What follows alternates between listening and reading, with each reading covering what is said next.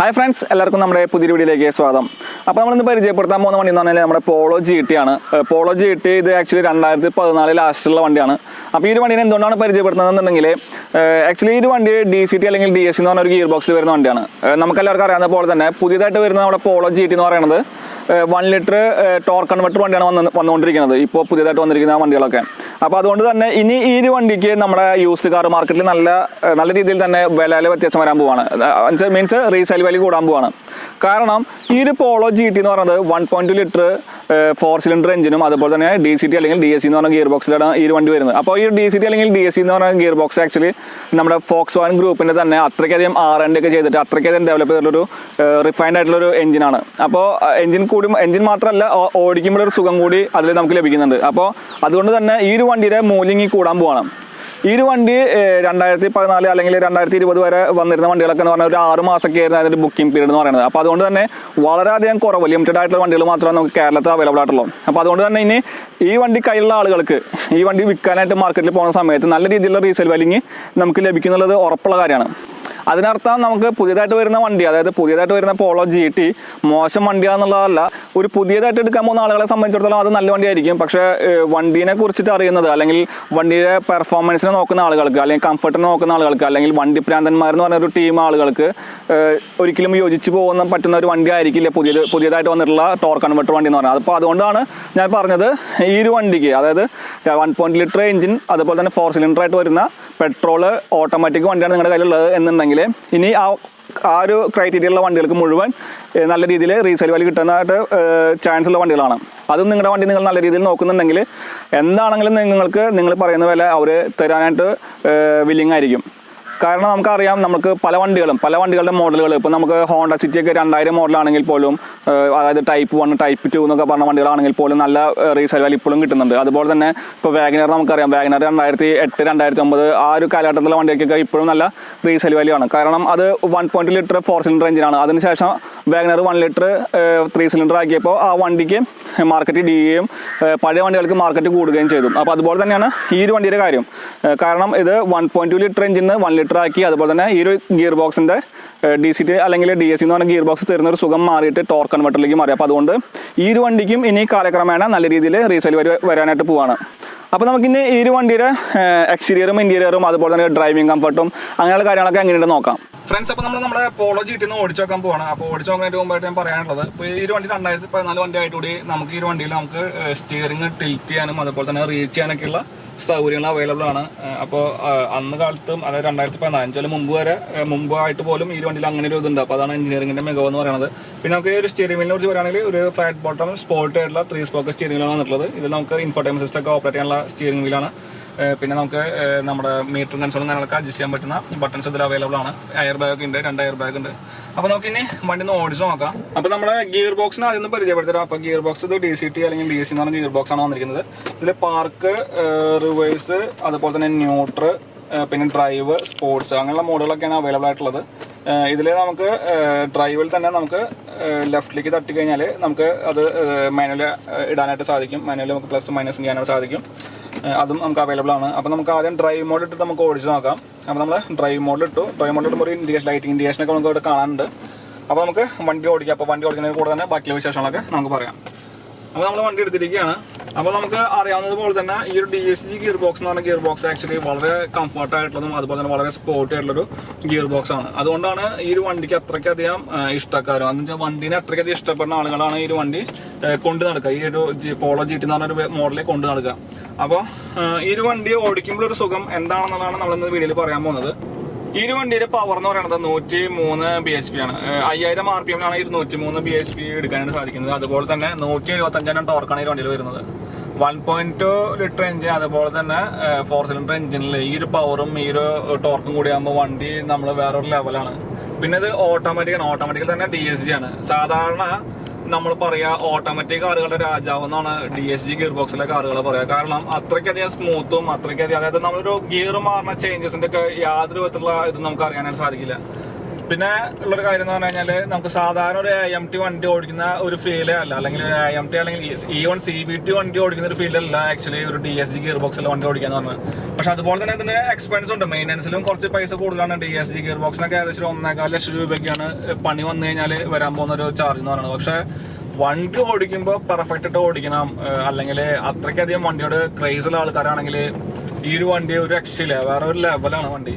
സാധാരണ ഞാൻ പറഞ്ഞു ഇപ്പം ഞാൻ ഓട്ടോമാറ്റിക് വണ്ടി AMT ഓടിക്കുന്ന ഒരാളാണ്. പക്ഷെ AMT ഓടിക്കുന്ന വണ്ടിയും ഈ ഒരു വണ്ടി ഓടിക്കുമ്പോൾ നല്ല വ്യത്യാസമുണ്ട്. ഇപ്പം നമ്മൾ ജാസൊക്കെ ഓടിക്കുമ്പോഴാണെങ്കിലും അല്ലെങ്കിൽ അമേസൊക്കെ ഓടിക്കുമ്പോഴും, അമേസൊക്കെ ആക്ച്വലി CVT ആണ്, ജാസ് ആണെങ്കിലും CVT വണ്ടിയാണ്. പക്ഷെ അതിൻ്റെക്കാളൊക്കെ കൂടുതൽ ഒരു ഓടിക്കുമ്പോഴൊരു സുഖം, അതാണ് അതിൻ്റെ പറയാനുള്ളത്. പിന്നെ നമുക്ക് കാല് കൊടുക്കുമ്പോൾ വണ്ടി പറക്കാണ്, ചെറിയൊരു റോക്കറ്റ് എന്ന് തന്നെ പറയാം. ആ രീതിയിലാണ് പറന്നുകൊണ്ടിരിക്കുന്ന വണ്ടി. നമുക്ക് എന്താ പറയുക, 100 അടിക്കാനൊന്നും അധികം സമയമൊന്നും വേണ്ട, വളരെ ചെറിയ സമയം ഉണ്ടായി കഴിഞ്ഞാൽ നമുക്ക് 100 അടിക്കാം. അതായത് ആ ഒരു ലാഗ് ഇല്ല എന്നുള്ളതാണ് എൻ്റെ കാര്യം. നമുക്ക് ആ ഒരു ഗിയർ ചേഞ്ച് ആണോ ലാഗ് നമുക്ക് ഫീൽ ചെയ്യുന്നില്ല, അല്ലെങ്കിൽ ആ ഒരു ലാഗ് ഇല്ല എന്നുള്ളതാണ് ഈ ഒരു ഗിയർ ബോക്സിന്റെ ഏറ്റവും വലിയ പ്രത്യേകത. പിന്നെ ഫോക്സ് വാഗൺ നമുക്കറിയാം ജർമ്മൻ കമ്പനിയാണ്, അവർ അത്രയ്ക്കധികം എഞ്ചിനീയറിംഗ് കാര്യങ്ങളൊക്കെ ചെയ്തിട്ട് തന്നെയാണ് ഈ ഒരു വണ്ടി നേരത്തിൽ ഇറക്കുന്നത്, അത് വേറെ കാര്യം. അപ്പോൾ അതുകൊണ്ട് നമുക്ക് ആ ഒരു രീതിയിലുള്ള പ്രശ്നങ്ങളും ഇതിനും ഉണ്ടാവില്ല. പിന്നെ മെയിൻ്റനൻസ് കോസ്റ്റ് ആണ് കുറച്ച് ബുദ്ധിമുട്ടുള്ളൊരു കാര്യം എന്ന് പറയുന്നത്. നമുക്ക് ഈ ഒരു വണ്ടിയിൽ ട്രാക്ഷൻ കൺട്രോൾ ഒക്കെ അവൈലബിൾ ആട്ടോ. ട്രാക്ഷൻ കൺട്രോൾ നമുക്ക് വേണമെങ്കിൽ ഓഫ് ചെയ്യാം, അല്ലെങ്കിൽ എനേബിൾ ചെയ്യണമെങ്കിൽ എനേബിൾ ചെയ്യാമെന്നുള്ള ഇവിടെ ബട്ടൺസ് ഒക്കെ ഇവിടെ അവൈലബിൾ ആണ്. അപ്പോൾ നമുക്ക് വേണമെങ്കിൽ ഓഫ് ചെയ്യാം, ഓഫ് ചെയ്തെങ്കിലും നമുക്ക് യൂസ് ചെയ്യാം. അപ്പോൾ ചില സമയത്തൊക്കെ നമുക്ക് ട്രാക്ഷൻ കൺട്രോൾ ആവശ്യം ഉണ്ടാവും, ചില സമയത്ത് ട്രാക്ഷൻ കൺട്രോൾ ആവശ്യം ഉണ്ടാവില്ല. അപ്പോൾ അതിനനുസരിച്ച് നമുക്ക് ഓപ്പറേറ്റ് ചെയ്യാൻ സാധിക്കും. പിന്നെ ഒരു വണ്ടി എന്ന് പറഞ്ഞാൽ ആക്ച്വലി ഒരു ഓഫ് റോഡ് വണ്ടി ഒന്നല്ല, നമ്മൾ സാധാരണ ഹാച്ച് ബാക്ക് വണ്ടി തന്നെയാണ്, ലോ ലെവലിൽ ഇരുന്ന് പോകുന്ന ഒരു വണ്ടിയാണ്. അത്രയും താഴ്ന്നിട്ടാണ് അതിന്റെ ഗ്രൗണ്ട് ക്ലിയറൻസ് വളരെ കുറവാണ്. അപ്പൊ അതും ഈ ഒരു വണ്ടിയുടെ പെർഫോമൻസിന് ശരിക്കും വലിയൊരു ഘടകം തന്നെയാണ്. കാരണം ആ ഒരു അത്രയ്ക്കധികം ഗ്രൗണ്ട് ക്ലിയറൻസിൽ ഇരുന്ന് വണ്ടി പോകുന്ന വണ്ടികൾക്ക് എപ്പോഴും ഒരു ഓടിക്കാൻ സുഖം ഉണ്ടായിരിക്കും. അതുകൊണ്ടാണ് നമുക്ക് അറിയാം ഹോണ്ട സിറ്റി ഒക്കെ പഴയ വണ്ടിയൊക്കെ സെഡാൻ വണ്ടിക്ക് ആണെങ്കിൽ പോലും അതൊക്കെ ഓടിക്കുമ്പോൾ ഒരു സുഖം കിട്ടുന്നത്. നമുക്ക് ജസ്റ്റ് ഒന്ന് കാല് കൊടുത്തു കേട്ടോ. ഇതിപ്പോ നമ്മള് ജസ്റ്റ് ഒന്ന് കാല് കൊടുക്കാൻ പോവാണ്.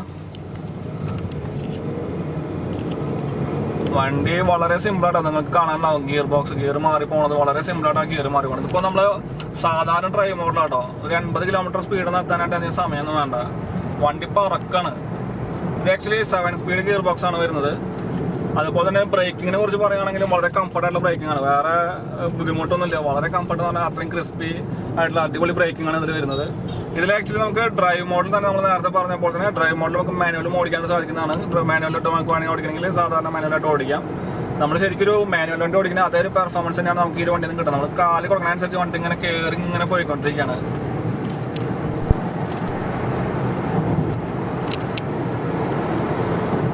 ആ ഒരു സുഖം ഉണ്ടല്ലോ, അതൊരു ഭയങ്കര ഫീലാട്ടോ ഒരു വണ്ടി ഓടിക്കുന്ന സമയത്ത്. അത് വളരെ ഫീൽ എന്ന് പറഞ്ഞാൽ ഒരു രക്ഷയില്ലാത്ത ഫീലാണ്. ഇനി നമുക്ക് ഈ ഒരു വണ്ടി ജസ്റ്റ് ഒന്ന് നിർത്തിയിട്ടിട്ട് എടുത്തു നോക്കിയാക്കാം. ബാക്കിൽ വണ്ടികളൊന്നും വരുന്നില്ല. നമുക്ക് ജസ്റ്റ് ഒന്ന് വണ്ടി ഒന്ന് സൈഡാക്കിയിട്ട് ഒന്ന് നിർത്തി എടുത്തു നോക്കിയാക്കാം എന്താണ് ഇതിന്റെ ഒരു പെർഫോമൻസ് അറിയാനായിട്ട്. ഓക്കെ, വേറെ ഓക്കെ, നമുക്ക് ബാക്കിൽ വേറെ വണ്ടികളൊന്നും ഇല്ല. അപ്പോൾ നമ്മൾ ജസ്റ്റ് ഒന്ന് എടുക്കാൻ പോവാണ്, കാല് കൊടുക്കാൻ പോവാണ്.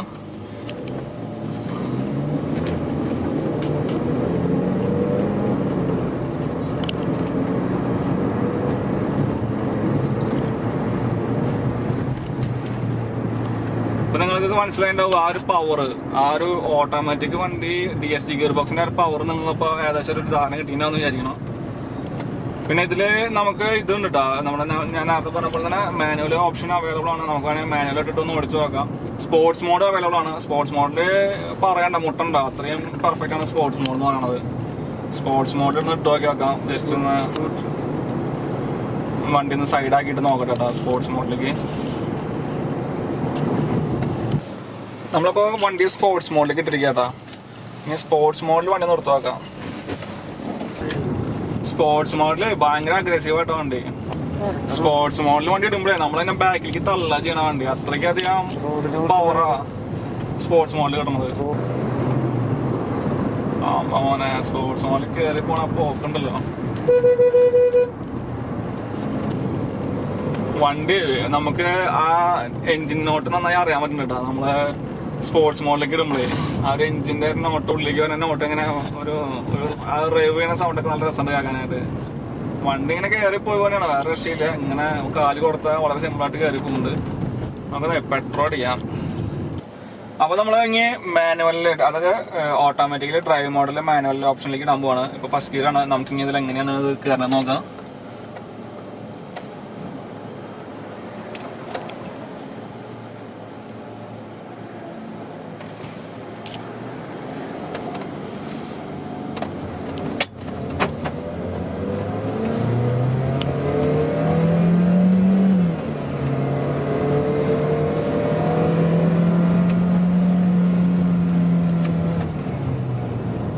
ആക്ച്വലി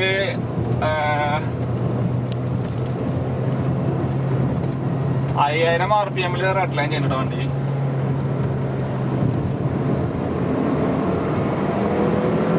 എന്താ പൊന്നോ, അയ്യോ ഒരു രക്ഷയില്ലാടാ വണ്ടി കയറുന്നത്. അല്ലേ ഇതിനെ ഇത് ഓടിക്കുന്നൊരു വണ്ടി തന്നെയാണ്ടാ.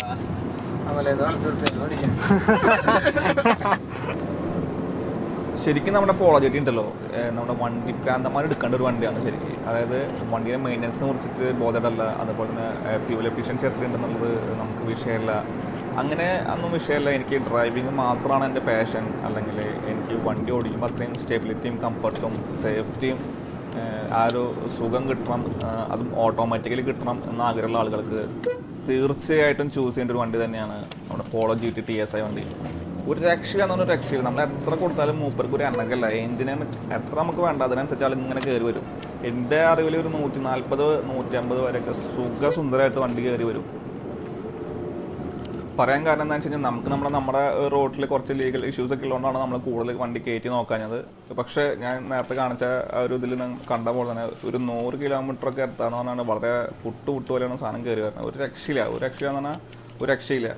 അപ്പോൾ എൻ്റെ ഒരു അഭിപ്രായത്തിൽ വണ്ടി സാധാരണഗതിയിൽ വണ്ടി നോക്കുന്ന ആളുകൾ ഇത് നോക്കിയിട്ട് കാര്യമില്ല. അവർക്കത് നമുക്ക് അത്ര ഒരു സാറ്റിസ്ഫൈഡ് ആയിരിക്കില്ല. കാരണം ഇതിൻ്റെ മെയിൻ്റനൻസും അതുപോലെ തന്നെ പെട്രോളും നല്ല രീതിയിൽ ചിലവുണ്ട്. പക്ഷേ ഈ പറഞ്ഞ പോലെ വണ്ടി, എനിക്കൊരു വണ്ടി വേണം, ഞാൻ പാഷനറ്റായിട്ട് പോയിട്ട് ഒരു വണ്ടി എടുക്കാൻ പോവാണ്, അത് അത്രയും താല്പര്യത്തോടു കൂടിയിട്ട് ഒരു വണ്ടി എടുക്കാൻ പോവുകയാണെന്നുണ്ടെങ്കിൽ ധൈര്യമായിട്ട് നമുക്ക് എടുക്കാം. ജർമ്മൻ വണ്ടിയാണ്, അടിപൊളി ഗിയർ ബോക്സാണ്, അതിൽ സേഫ്റ്റിയുടെ കാര്യത്തിൽ ഒരു പേടിയും പേടിക്കില്ല. എന്തുകൊണ്ടും ധൈര്യമായിട്ട് എടുക്കാൻ പറ്റുന്ന ഒരു സീരീസ് തന്നെയാണ്. അതായത് 2014 വണ്ടിയാണല്ലോ എന്ന് വിചാരിച്ചിട്ട് നിങ്ങൾ ബാക്കിലേക്ക് നിൽക്കേണ്ട കാര്യമൊന്നുമില്ല. കാരണം 2020 പോളോയിൽ വരുന്ന എല്ലാ ഫീച്ചേഴ്സും തന്നെ, ഓൾമോസ്റ്റ് എല്ലാ ഫീച്ചേഴ്സും തന്നെ നമുക്കിതിൽ വരുന്നുണ്ട്. ആ കൂടിയിട്ട് എനിക്ക് തോന്നുന്നു ക്രൂസ് കൺട്രോളിൻ്റെ ചെറിയൊരു ഓപ്ഷൻസ്, പിന്നെ കൂൾ ഗ്ലൗ ബോക്സ്, പിന്നെ അങ്ങനെ വളരെ ചെറിയ ലിമിറ്റഡ് ആയിട്ടുള്ള വളരെ ചെറിയ മാറ്റങ്ങൾ മാത്രമേ 2020 പോളോ BS6 വന്നിട്ടുള്ളൂ. അത് ഞാനിപ്പോൾ എക്സ്റ്റീരിയറിനും ഇൻറ്റീരിയറിനും ഡിസൈൻ വൈസ് പറയുമ്പോൾ കുറച്ചുകൂടി ഡീറ്റെയിൽ ആയിട്ട് പറഞ്ഞുതരാം. പിന്നെ ശ്രദ്ധിക്കേണ്ട ഒരു കാര്യം എന്ന് പറഞ്ഞു കഴിഞ്ഞാൽ, നമ്മുടെ ഗിയർ ബോക്സിൽ നമ്മൾ എപ്പോഴും വണ്ടി ഓഫ് ചെയ്ത് കഴിഞ്ഞാൽ പാർക്കിലിട്ടാൽ മാത്രമാണ് നമുക്ക് താക്കോല് പുറത്തേക്ക് ഊരാനായിട്ട് കിട്ടുള്ളൂ. അല്ലെങ്കിൽ ആ ഒരു താക്കോല് ആക്ച്വലി അത് ലോക്കായിട്ട് ഇരിക്കുകയാണ് ചെയ്യുക. അപ്പോൾ അത് നമ്മൾ ആരെങ്കിലും ഫ്രണ്ട്സിനൊക്കെ വണ്ടി കൊടുത്തയക്കാണെങ്കിൽ പ്രത്യേകം അവരോട് പറയണം. എന്ന് വെച്ചാൽ അവർക്കത് വണ്ടി ന്യൂട്രലിട്ടാൽ, സാധാരണ ഓട്ടോമാറ്റിക് വണ്ടിയൊക്കെ ന്യൂട്രലിട്ടാലും നമുക്ക് താക്കോൽ എടുക്കാൻ പറ്റാറുണ്ട് CVT-യിലാണെങ്കിലും. പക്ഷേ നമുക്ക് ഈ ഒരു വണ്ടിയിൽ ആക്ച്വലി പാർക്കിലിട്ടാൽ മാത്രമാണ് താക്കോല് പുറത്തേക്ക് എടുക്കാൻ പറ്റുക. ഇതിൽ നമുക്ക് ഈ വണ്ടിയിൽ ഇപ്പോഴും പുഷ് ബട്ടൺ സ്റ്റാർട്ട് വരുന്നില്ല. അപ്പോൾ അതുകൊണ്ട് തന്നെ നമുക്ക് കീ ഹോളിൽ താക്കോൽ ഇട്ടാൽ മാത്രമാണ് വണ്ടി സ്റ്റാർട്ട് ആക്കാൻ പറ്റും. അപ്പോൾ 2020 അങ്ങനെ തന്നെയാണ്. അപ്പോൾ അതുകൊണ്ട് അതൊന്നും ശ്രദ്ധിക്കേണ്ട കാര്യമാണ്. ഇനി ചിലപ്പോൾ നമുക്കൊരു സംശയം ഉണ്ടാകാൻ പോകുന്നത്, 2014 വണ്ടിയും 2020 വണ്ടിയായിട്ട് വലിയൊരു വ്യത്യാസമുണ്ടോ പോളോ GT TSIയിൽ? അതായത് എഞ്ചിൻ വൈസ് അല്ലാതെ കാണാനായിട്ട് ലുക്കിൻ്റെ വയസ്സിലാണെങ്കിലും ഇൻറ്റീരിയർ ആണെങ്കിലും ഒക്കെ എന്തെങ്കിലും വ്യത്യാസങ്ങളൊക്കെ ഉണ്ടെന്ന് നമുക്ക് സാധാരണ വരുന്ന ഒരു ചോദ്യം. പക്ഷേ വലിയ കാര്യത്തിലുള്ള വ്യത്യാസമൊന്നും 2020 വണ്ടിയും 2014 വണ്ടിയായിട്ട് വലിയ വ്യത്യാസങ്ങളൊന്നും വരാനില്ല. ചെറിയ ഗ്രില്ലിൻ്റെ ചെറിയ വ്യത്യാസങ്ങൾ, അതുപോലെ തന്നെ ചെറിയ ചെറിയ സ്കേറ്റിങ്സ്, അതുപോലെ തന്നെ അങ്ങനെ ചെറിയ ചെറിയ വ്യത്യാസങ്ങൾ മാത്രമാണ് നമുക്ക് പുതിയ വണ്ടിയിലും പഴയ വണ്ടിയിലും വരുന്ന കാര്യങ്ങൾ. അപ്പോൾ അതുകൊണ്ട് നിങ്ങൾ കൂടുതലായിട്ട് ബോധേടാവേണ്ട കാര്യമില്ല. 2014 വണ്ടി ഞാൻ മേടിച്ചു എന്ന് വിചാരിച്ചിട്ട്, അല്ലെങ്കിൽ സെക്കൻഡ്സ് വണ്ടി ആകുമ്പോൾ ഫീച്ചറുകൾ കുറവാണോ എന്ന് വിചാരിച്ചിട്ട് പേടിക്കേണ്ട കാര്യമൊന്നുമില്ല. ക്രൂസ് കൺട്രോളിൻ്റെ ഒരു അഭാവം, അങ്ങനെ 2-3 ഫീച്ചറിൻ്റെ വൈസ് നോക്കുമ്പോൾ 2-3 ഫീച്ചർ വൈസിൽ വ്യത്യാസങ്ങൾ മാത്രമാണ് നമുക്ക് കാണാൻ സാധിക്കുക. പക്ഷേ പുതിയ വരുന്നത് നമുക്ക് ആലോചിക്കണം, 1 ലിറ്റർ TSI ടോർക്ക് കൺവെർട്ടർ വണ്ടിയാണ്. പക്ഷേ ഈ ഒരു വണ്ടി എന്ന് പറയുന്നത് നമ്മൾ 1.2 4 സിലിണ്ടർ DSG ഗിയർ ബോക്സ് ഉള്ള പോളോ GT ആണ്. അപ്പോൾ നിങ്ങൾ ഒരു തരത്തിലും പേടിക്കേണ്ട കാര്യമില്ല. 2014 ലാസ്റ്റ് വണ്ടി മേടിച്ചതുകൊണ്ട്, അല്ലെങ്കിൽ 2014 തൊട്ടുള്ള വണ്ടികൾ മേടിച്ചുകൊണ്ട് ഒരു പേടിയും പേടിക്കേണ്ട. പിന്നത്തെ കാര്യം എന്ന് പറഞ്ഞു കഴിഞ്ഞാൽ 2014 ലാസ്റ്റിലൊക്കെ ആണെങ്കിൽ, 2015 ഒക്കെ വരുന്ന വണ്ടികളൊക്കെ ആണെങ്കിൽ 5 കൊല്ലം വാറണ്ടി ഉള്ള വണ്ടിക്ക് ആണെങ്കിൽ അതിന് വാറണ്ടിയും കിട്ടും.